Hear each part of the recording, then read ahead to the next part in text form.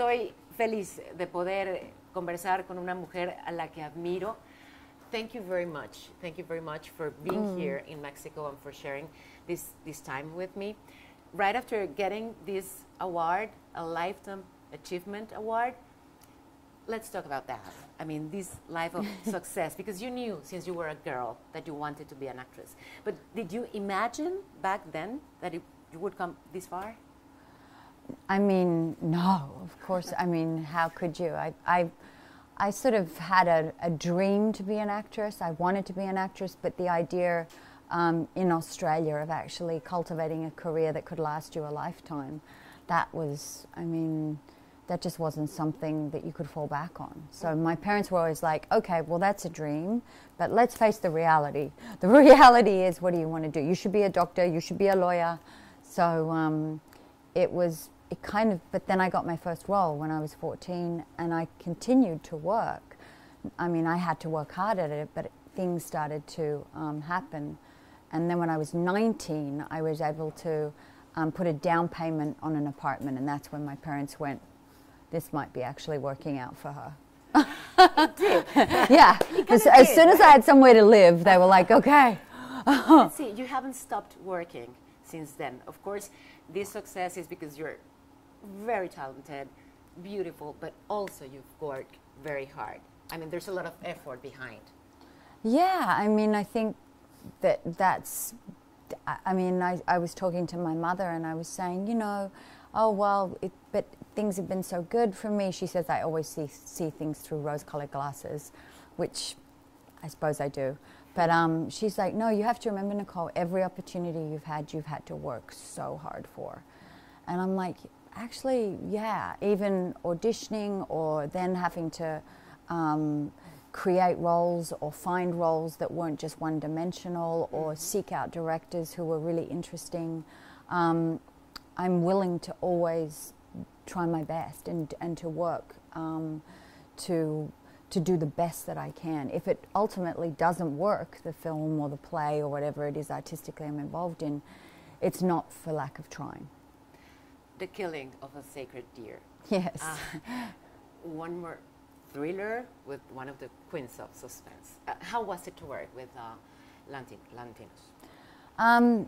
You know, for me it was, I love working with directors who are so unusual and really push the boundaries. And Yorgos is Greek. He has an incredible mind. He knows pretty much every film that's been made. He's very, very well read, so he's extremely intellectual. And that's my kind of guy. Would you talk to me a little about all this work you've done to empower other women? I mean, I was raised by a feminist. I remember my mom in the early 70s going to what we called at the time the Women's Lib movement. And I was a little girl and I would sit at the back of the room listening to all these women sort of drinking coffee, smoking, talking. And it was a movement, a strong, strong movement, all women. And I think that probably I was raised by a woman who had to fight for her rights. And so she raised my sister and I to be advocates for women. And you know, right now, obviously, there's a massive wave of support for women and for women's rights, but it doesn't mean that things have changed enormously. Obviously, we still all have, the sisterhood still has to work together to make the changes so that everybody prospers from it, because it's not just women that prosper. Ultimately, it's the community, it's the society, because when women are successful and happy in what they do, the family does well. Everybody does well. The whole community. Yeah. Actually, well, yes, women have the right to be safe. Big Little Lies. You show the brutal violence against women. That's something that you've also fought against. Yeah, like probably about, I think it was about 15 years ago when I first started working for UN Women, which was, and the platform that I started to really be involved in was eradicating violence against women. and I traveled all over the world with them, supporting those, I suppose, those rights and the work that the women are doing, particularly at the UN, to try and advocate for the laws and the protection worldwide, globally. It's a very slow process, obviously. And then something like Big Little Lies, that's dealing with abuse, but it's dealing with domestic abuse, and it's dealing with a very particular type of domestic abuse, which is an affluent woman who stays in a relationship that is so destructive to her and her children, and still stays.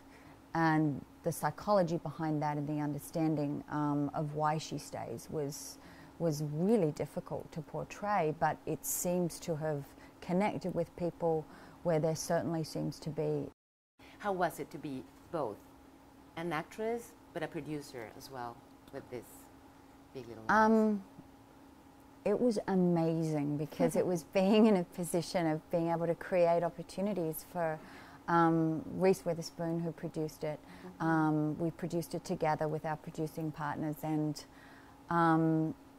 to be able to say to each other, we're the ones controlling this production and the outcome of this production, be able to pick up the phone and say, we want to cast this person, we want this person to direct it. To have that power was fabulous. You like power. Well, it was really lovely to be able to make decisions as a collective that were well thought out, where we could save money, we could choose to lose a location because it was too expensive. We could make logical decisions that directly impacted the production. We were actually able to produce it rather than being sort of a token producer. We were hands-on doing it from the beginning, when we found the book, all the way through to the release of it. That's really unusual.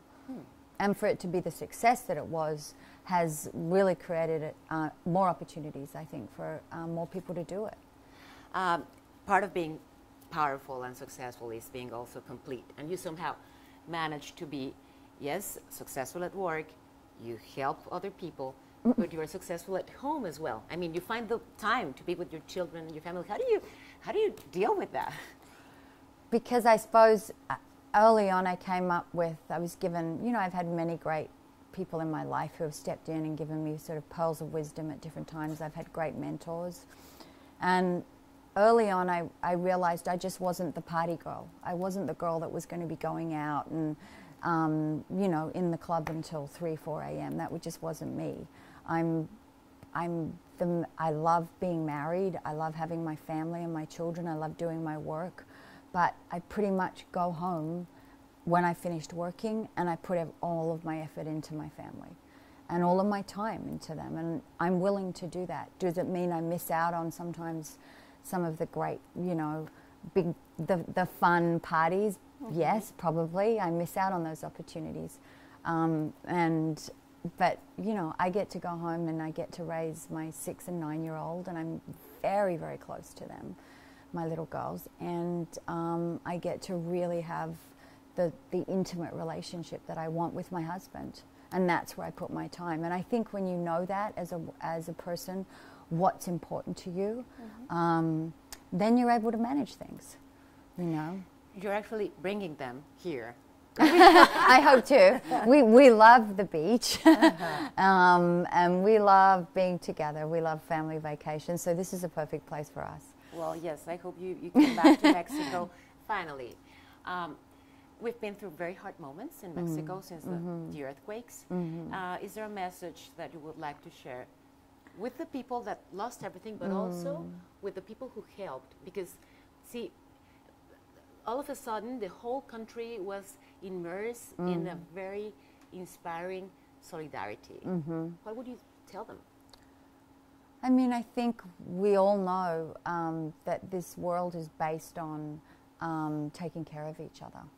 And you never know when you're going to need it. So the idea of being able to give to other people and help other people and give more than you're comfortable with, because that's so much a part of it. I always say, giving is not what you're comfortable doing, giving is what you're uncomfortable doing. Give more, because then you're really giving.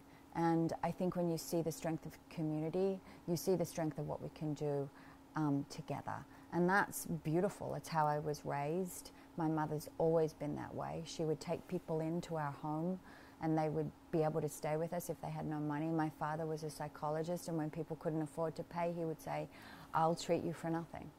You'll make it up to me someday. And that's just the type of family that I come from. And I think that when you remember that, and that's, you never know when you're going to need help, and you never know when you're going to have to give help. Thank you very much for coming to Mexico. I'm for happy caring, to be here. and for coming back, because we hope you will. Yes. We'd love to have you back here. Thank you for having me. Thank you very, very much.